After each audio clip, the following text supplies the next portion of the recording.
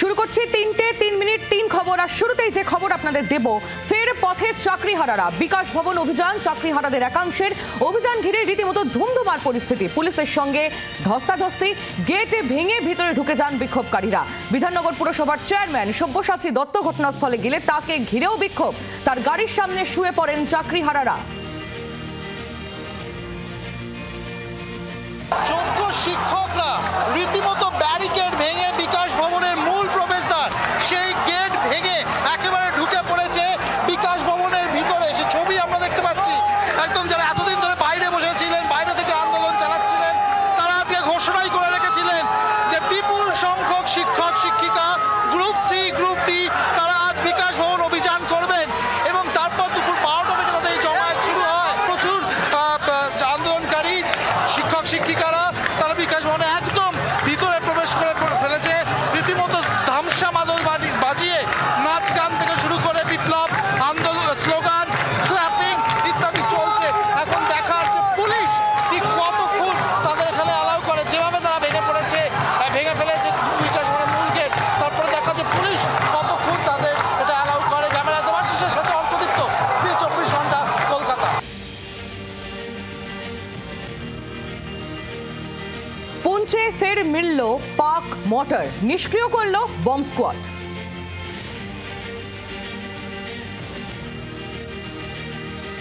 सीमा पर तो cease fire हो चुका है, लेकिन जो पाकिस्तानी द्वारा गोले दागे गए थे वो पुंछ शहर और उसके आसपास इलाकों में अभी भी जिंदा पड़े हुए हैं, जिसे भारतीय सेना की तरफ से ऑपरेशन क्लीन नाम देकर उन्हें ढूंढा जा रहा है ताकि जल्द से जल्द उनको नष्ट किया जा सके। क्योंकि अक्सर ये देखने को मिलता है जब जो जिंदा गोले वहां पे पड़े होते हैं तो गांव वाले उसके साथ छेड़खानी करते हैं तो वो ब्लास्ट हो जाते हैं और कई कीमती जानें और चली जाती हैं, जिसे देखते हुए सेना की तरफ से अब बड़े पैमाने पे ऑपरेशन क्लीन शुरू किया है ताकि जल्द से जल्द इन सभी गोलों को ढूंढकर जल्द से जल्द उनको नष्ट किया जा सके। आज भी अजोड, खड़ी और जो चकांदाबाग ट्रेड सेंटर पे जो जिंदा गोले पड़े थे जो पाकिस्तानी सेना द्वारा दागे गए थे, आज सेना ने उनको ढूंढा और उनको नष्ट किया। और इसी तरह सेना की तरफ से पूरे जितने भी सीमावर्ती गांव हैं या शहर में जो पड़े हुए हैं उनको ढूंढा जा रहा है ताकि जल्द से जल्द उनको भी इसी तरह नष्ट किया जा सके ताकि किसी और की कीमती जान इसमें ना जाए। पुंछ से रमेश वाली, जी मीडिया।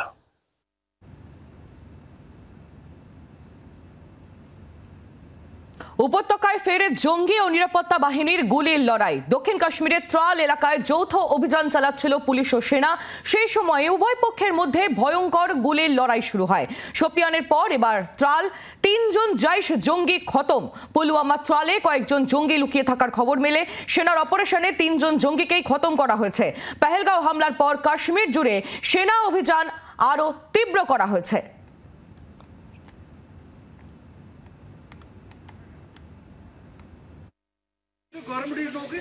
सीज फायर के बाद केवल 48 घंटों के भीतर ही कश्मीर घाटी में दूसरा एनकाउंटर, वो भी दक्षिणी कश्मीर में देखने को मिल रहा है।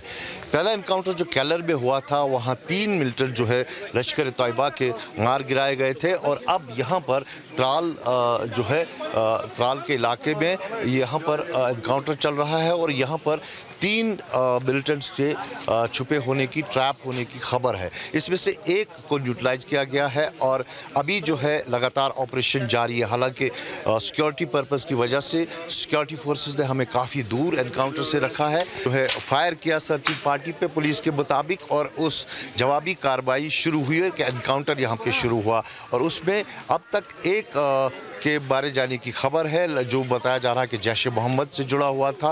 लेकिन एक बात सुनिश्चित है कि बाईसरन हमले के बाद कश्मीर घाटी में जिस तरह से एंटी टेरर ऑपरेशंस चलाए जा रहे हैं उससे लग रहा है कि जितने भी एक्टिव टेररिस्ट यहाँ पर है उनको न्यूट्रलाइज करके ही सुरक्षा बल दम लेंगे। इसके अलावा जो OGWs है या फिर मिलिटेंट सपोर्टर्स है उनके खिलाफ भी लगातार कार्रवाई जारी है। हमने देखा कई जगह पर श्रीनगर में रेड किए गए, दक्षिणी कश्मीर में SIA ने रेड किए और अब ये एनकाउंटर जो है लगातार देखने को मिल रहे हैं। कैमरा पर्सन इरफान मंजूर के साथ खालिद हुसैन, जी मीडिया, त्राल। ভারত এবং পাকিস্তানের সংঘর্ষ বিরতির 5 দিনের মধ্যে সীমান্ত সরজমিনে রাজনাথ সিং, জঙ্গিরা ধর্ম দেখে মেরেছে, আমরা কর্ম দেখে মেরেছি, মন্তব্য প্রতিরক্ষা মন্ত্রীর। साथियों, आतंकियों ने पहलगाम में धर्म पूछकर हमारे निर्दोष लोगों को मारा। उसके बाद आपने जो जवाब दिया उसे पूरी दुनिया ने देखा है। उन्होंने यह नहीं सोचा कि आम नागरिकों ने उनका क्या बिगाड़ा है, उन्होंने ऐसा क्या किया।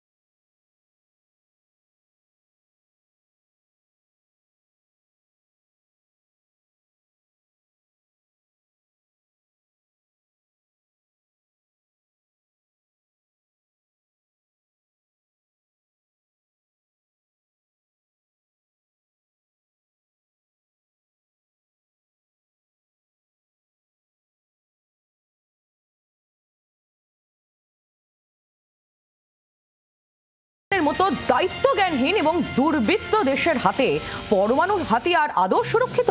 অবিলম্বে পাকিস্তানের পরমাণু অস্ত্র ভান্ডার IAEA এর মতো আন্তর্জাতিক সংস্থার নজরদারিতে রাখা উচিত। শ্রীনগরে বায়ুসেনা ঘাঁটিতে দাঁড়িয়ে বার্তা রাজনাথ সিং এর। दुनिया ने देखा है कि कैसे गैर जिम्मेदाराना तरीके से पाकिस्तान द्वारा भारत को अनेक बार एटमी धमकियां दी गई हैं। आज श्रीनगर की धरती से मैं पूरी दुनिया के सामने यह सवाल उठाना चाहता हूं कि क्या ऐसे गैर जिम्मेदार और रोग नेशन के हाथों में परमाणु हथियार सुरक्षित हैं? मैं दुनिया के सामने यह सवाल खड़ा करना चाहता हूं। मैं मानता हूं कि पाकिस्तान के एटमी हथियारों को IAEA international atomic energy agency की निगरानी में लिया जाना चाहिए।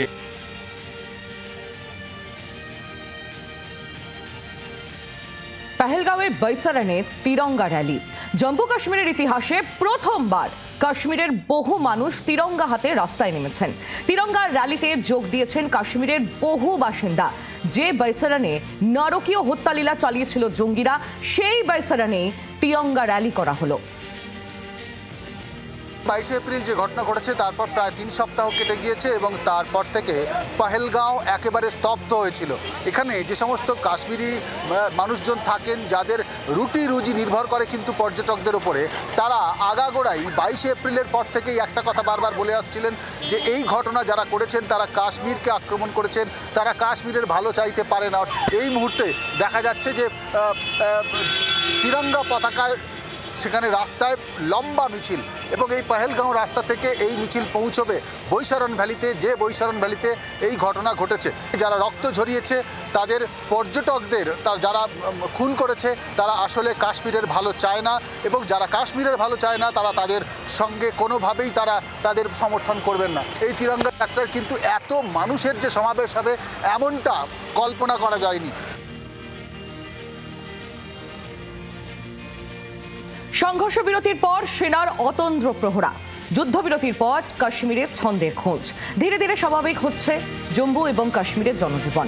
উত্তেজনার আবহেই জম্মু কাশ্মীরের স্কুলগুলি বন্ধ রাখার সিদ্ধান্ত নেওয়া হয়েছিল। সেই বন্ধ স্কুলগুলো এবার আংশিক খোলাও হলো।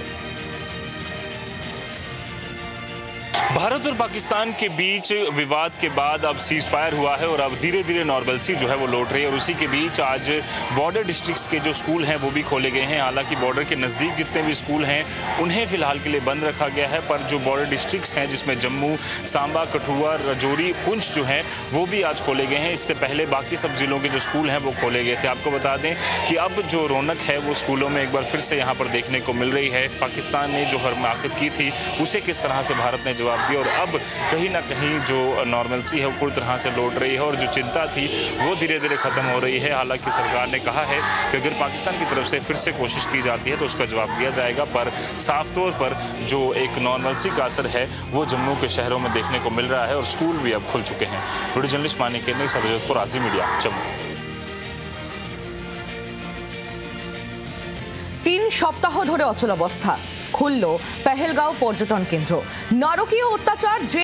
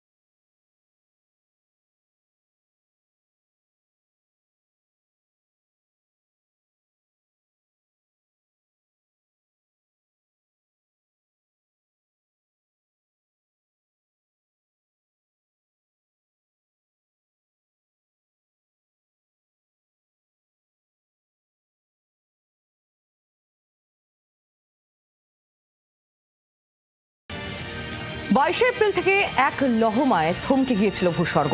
সেই স্মৃতি কখনোই ফিকে হওয়ার নয়, তবুও সময় নিয়মে ঘুরে দাঁড়াতে হয়। ঘুরে দাঁড়াচ্ছে পেহেলগাঁও। ক্রমশ স্বাভাবিক হচ্ছে পরিস্থিতি, খুলছে দোকান বাজার। পেহেলগাঁও কেমন আছে দেখার জন্য যখন এলাম তখন এখানে একেবারেই শুনশান অবস্থা, রাস্তাঘাটে গাড়ি ঘোড়া নেই বললেই হয় এবং দোকানপাটও প্রায় বন্ধ, কেউ কেউ দোকান খুলছেন। এমনই একজন দোকানদারকে আমরা পেয়েছি। आप दुकान खुले हैं कितने दिन बाद दादा? 15 दिन के बाद। 15 दिन के बाद। अभी कस्टमर मिल रहे हैं आपके यहाँ? नहीं, अभी कुछ नहीं मिल रहा है। कस्टमर नहीं है? नहीं है। तो आपको लगता है कि धीरे धीरे नॉर्मल हो गया? हो जाएगा इंशाल्लाह। कल देख रहा था कि शाम होते ही सारे दुकान, सारे रास्ता सब कुछ बंद हो रहा है। नहीं, थोड़ा थोड़ा रहता है क्योंकि जब काम ही नहीं है तो फिर घर ही चले जाते हैं सब लोग अपने अपने गांव। कोई गांव से आता है, जैसे मैं 20 किलोमीटर नीचे से काम करने के लिए आता है पहलगाम के अंदर। যারা পেহেলগাঁওয়ের পর্যটনের উপর নির্ভর করে থাকেন তাদের রুটি রুজির বিষয় নির্ভর করছে পেহেলগাঁওয়ের স্বাভাবিকত্ব ফিরে আসার জন্য, এবং স্বাভাবিকত্ব ফিরে আসার জন্য তারা আশা করছেন আবার পরিস্থিতি স্বাভাবিক হবে। পেহেলগাঁও থেকে ভিডিও জার্নালিস্ট সুভাষিস দাসের সঙ্গে রাজীব চক্রবর্তী, জি 24 ঘন্টা।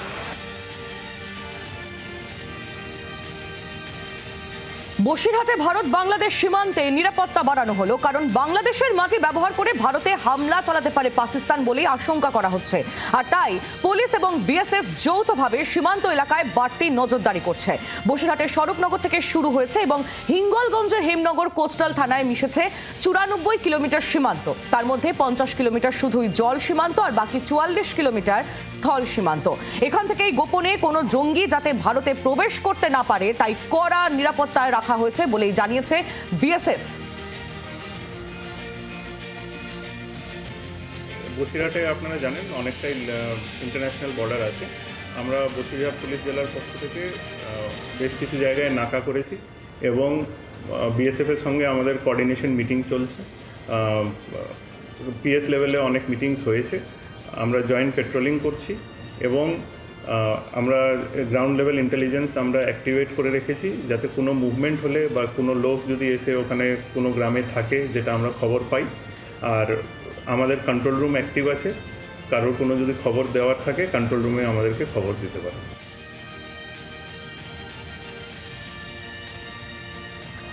ভারতের বাজারে চীনা মেডিসিন আর সেই ওষুধ মিলেছে বিষাক্ত কণা। ইতিমধ্যেই অভিযান চালিয়ে সেই ওষুধগুলি বাজার থেকে তুলে নেওয়ার কাজ শুরু করেছে ড্রাগ কন্ট্রোল বিভাগ।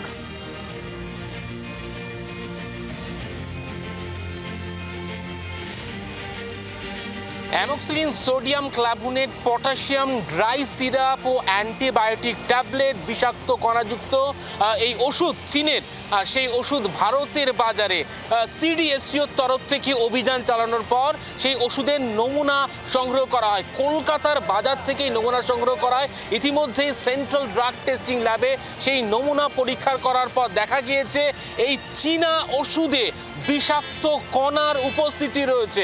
ইতিমধ্যে ভারতের বাজার থেকে এই ওষুধ সরিয়ে নেওয়া যাওয়ার জন্য নির্দেশ দিয়েছে central drug control organisation. Camera বুবাইয়ের সঙ্গে অয়ন শর্মা, জি 24 ঘন্টা, কলকাতা।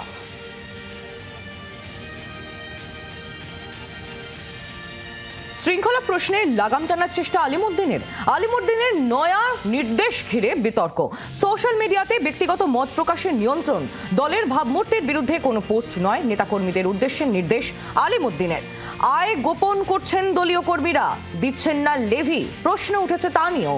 কর্মীদের লেভি দেওয়া নিয়ে বেনিয়ম, আর এই বেনিয়ম হচ্ছে বলেই মত আলিমুদ্দিনের।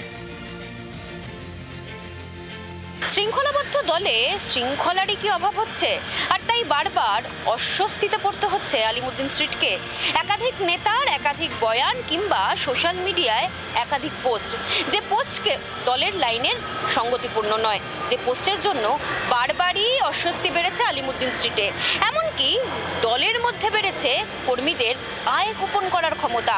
আর আয়ের গোপন করার এই কারণে লেভি দিতেও চাইছেন না অনেক কমরেডি। আর সেই কারণেই কড়া নির্দেশিকা আলিমুদ্দিন স্ট্রিটের।